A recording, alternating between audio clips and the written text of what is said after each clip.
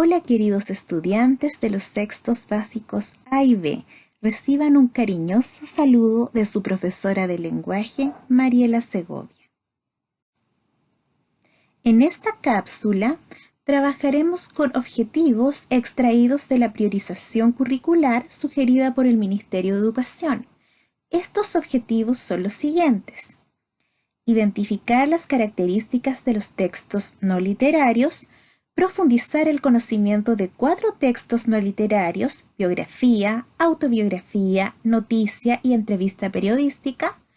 Y finalmente, conocer la importancia de los conectores textuales como herramientas para darle cohesión a los textos escritos. Pero, ¿recuerdan qué son y cuáles son los textos no literarios? Pues bueno, como ya deben saber o deben recordar, un texto no literario es un texto cuyo propósito principal es transmitir información. Su finalidad es ofrecer información, indicaciones concretas u ordenar. Debe ser 100% objetivo y realista. Son textos que no son creados para entretener, sino para informar o instruir. Además, se utiliza un vocabulario muy específico. Textos no literarios. Tenemos, por un lado, los textos informativos, cuyo propósito es informar sobre algún hecho, algún acontecimiento o tema en particular. Por ejemplo, la noticia. La noticia es un tipo de texto no literario informativo que, valga la redundancia, nos informa sobre un hecho actual y de interés. Dentro de los textos no literarios también tenemos aquellos llamados textos normativos. Y los textos normativos son aquellos textos que entregan normas o instrucciones para lograr la realización de un objetivo, estableciendo orden en ciertos procedimientos o asuntos. Por ejemplo, un texto normativo sería una receta. Su objetivo es darnos instrucciones para lograr con un objetivo determinado. O un texto normativo también son las leyes, las normas del colegio. Por ejemplo, como les mencioné hace un momento, hoy vamos a profundizar en la comprensión de 4 textos no literarios. El primero de ellos es la noticia, cuyo propósito es informar sobre algún hecho o acontecimiento en particular. Su estructura se divide en epígrafe, titular, bajada, cuerpo de la noticia, lea y opcionalmente una fotografía. Aquí, en esta imagen, tenemos la estructura de pirámide invertida de la noticia. Y esto se refiere a que la información en la noticia está ordenada desde lo más general a lo más particular, de lo más importante a los detalles de la noticia. Es por eso que se dice que la noticia tiene esta estructura de pirámide invertida. En la siguiente imagen tenemos un modelo de la estructura de la noticia. En primer lugar tenemos el epígrafe o antetítulo, pero recuerden que esta parte no es la más relevante de una noticia. De hecho, es opcional. Hay muchas noticias que no tienen epígrafe, ¿ya? Y esta parte nos ayuda a contextualizar la noticia. En este caso, hallazgo histórico, o sea, nuestra noticia va a tratar sobre un hallazgo histórico. Lo que sí es muy relevante es el titular de la noticia, que nos dice sobre qué va a tratar esta noticia, sobre qué hecho nos va a informar. Y por lo general, siempre tiene un tipo de letra más grande que el resto de la noticia. Ustedes se van a dar cuenta con mucha facilidad. Luego tenemos la bajada o subtítulo, que podríamos decir que es una síntesis muy pequeña de lo más importante del hecho noticioso. En breves líneas, la persona que escribe la noticia tiene que ser capaz de resumir lo más importante del hecho noticioso en la bajada. Por otra parte, tenemos el lead o entradilla, que corresponde al primer párrafo de la noticia. Y en este párrafo se deben responder a las preguntas centrales. ¿Qué sucedió? ¿Cuándo sucedió? ¿A quién le sucedió? ¿Cómo sucedió? ¿Por qué sucedió? Y finalmente tenemos el cuerpo de la noticia, que es donde a mí me entregan más detalles, más información sobre el hecho noticioso. Pero lo central del hecho noticioso lo voy a encontrar en el titular, en la bajada y en el lead. Ahora vamos a ver el otro tipo de texto no literario, que es la biografía. La biografía es la historia de la vida de una persona desde su nacimiento, destacando hechos importantes. Incluye sucesos de su vida personal y profesional, además de recuerdos, viajes y logros más destacados. La biografía, al igual que la noticia, es un tipo de texto no literario, puesto que me informa sobre la vida de una persona. Su propósito no es entretener, sino entregar información. Sus características son las siguientes. Narra sucesos verdaderos. Se eligen grandes momentos de la vida de la persona. Incluye un soporte gráfico, como por ejemplo las fotografías. Se escribe en orden cronológico, es decir, comienzo con el nacimiento de la persona, luego narro la infancia, la adolescencia, sus estudios, vida profesional, lo que está haciendo hasta el día de hoy, y si es que la persona falleció, también indico quizás la causa del fallecimiento y la fecha, ¿ya? Va en orden cronológico, de acuerdo a cómo ha ido sucediendo en la vida de la persona los diferentes acontecimientos. También sirve como puente entre generaciones, puesto que nos sirve para conocer a personas que vivieron hace muchos años antes que nosotros, pero que es muy relevante también conocer su historia. También se caracteriza porque es una persona que narra la vida de otra persona.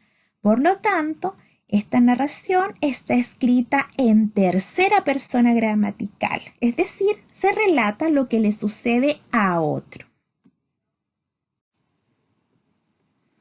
El otro texto no literario es la autobiografía.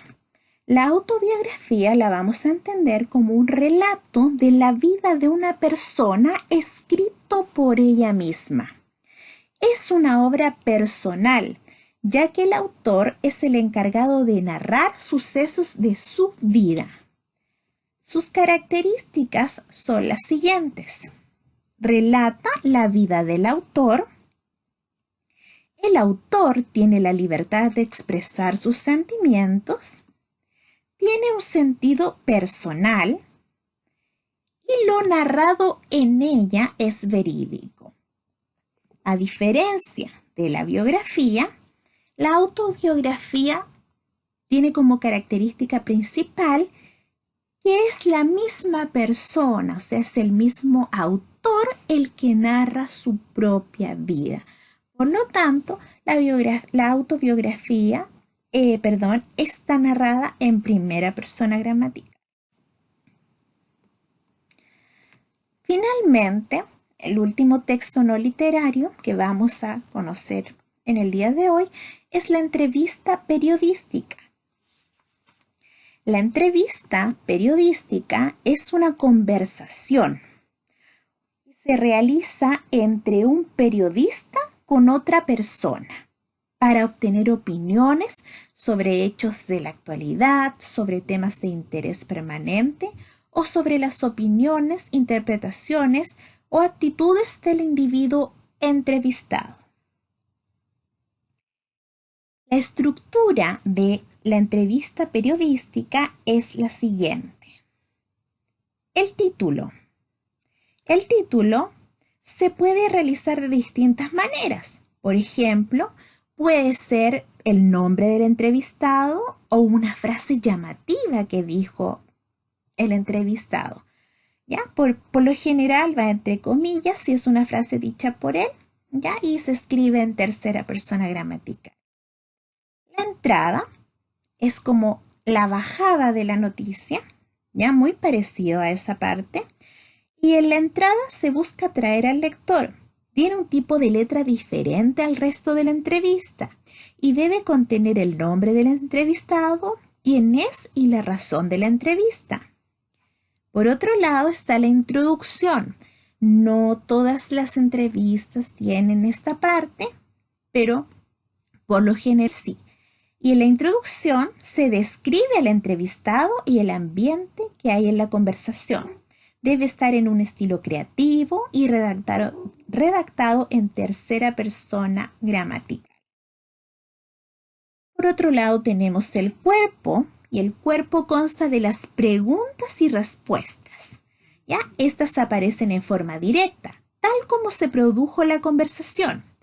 Cada diálogo está en primera persona, es decir, se escribe la pregunta y lo que responde el entrevistado se escribe tal cual como él o ella lo contestó, en primera persona.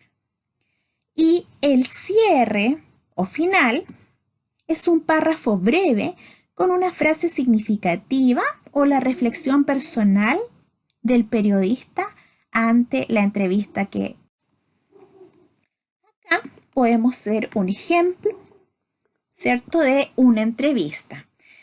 Tenemos el título o titular, luego tenemos la entrada, que es este breve resumen que nos indica quién es el entrevistado, ¿cierto?, el motivo de la entrevista. El epígrafe que aparece ahí, como les dije, no siempre está, por lo tanto, eso es opcional. En este caso, como pueden ver, tampoco hay introducción, por lo tanto, también es una parte opcional.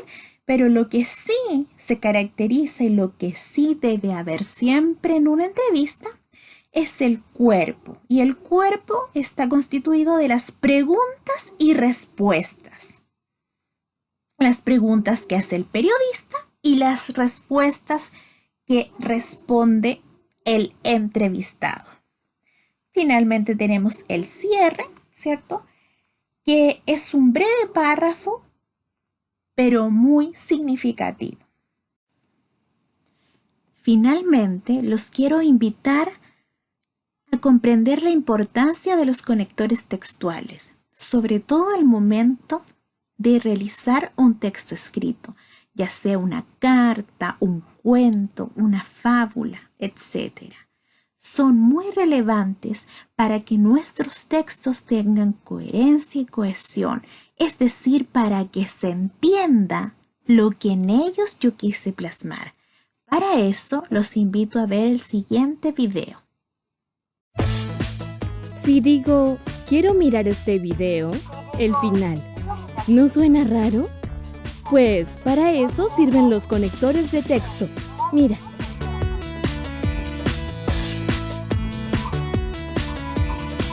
Los conectores son palabras que relacionan las ideas entre sí, dando sentido al texto. Veamos.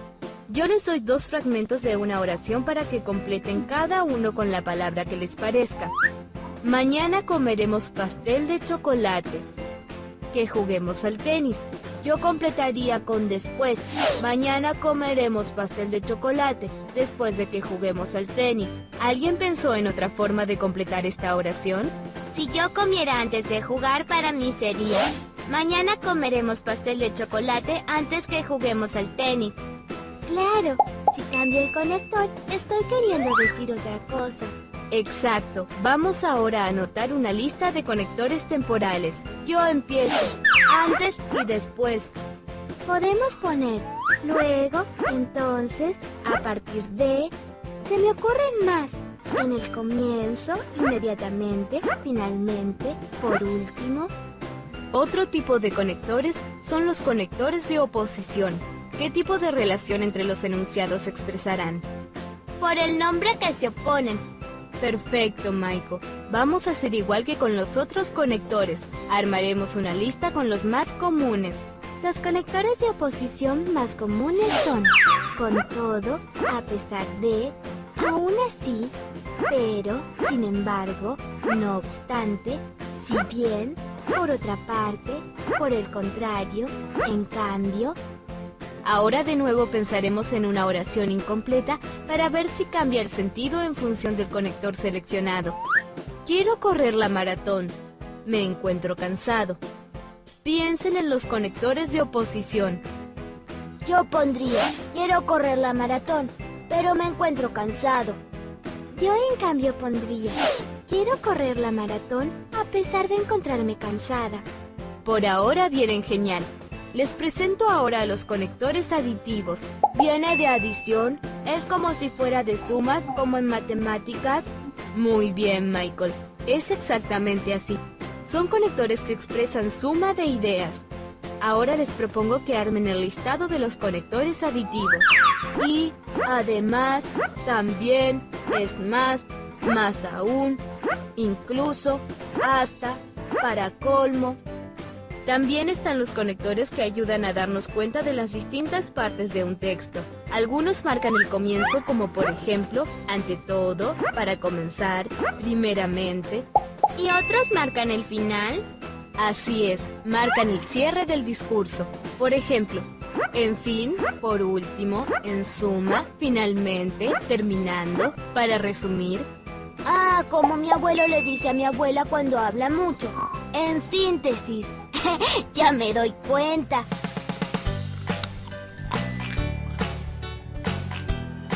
¿Qué pasa, Santiago, que estás con esa cara? Es que mi mamá no me entiende. ¿Por qué dices eso? Es que le dejé una nota pidiendo algo y dice que no entendió. Primero lávame la camiseta del equipo de fútbol, ponla a colgar y mañana no jugamos aunque llueva.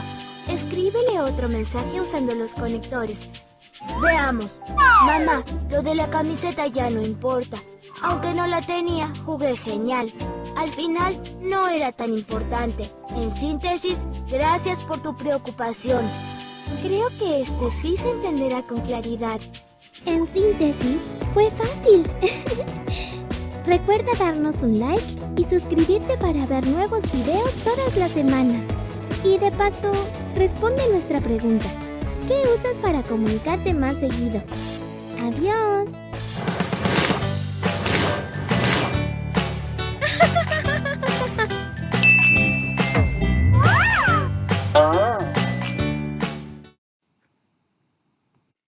Muy bien, queridos estudiantes, han realizado un excelente trabajo. Les envío un gran abrazo virtual y no olviden, quédense en casa. Nos vemos hasta una próxima oportunidad.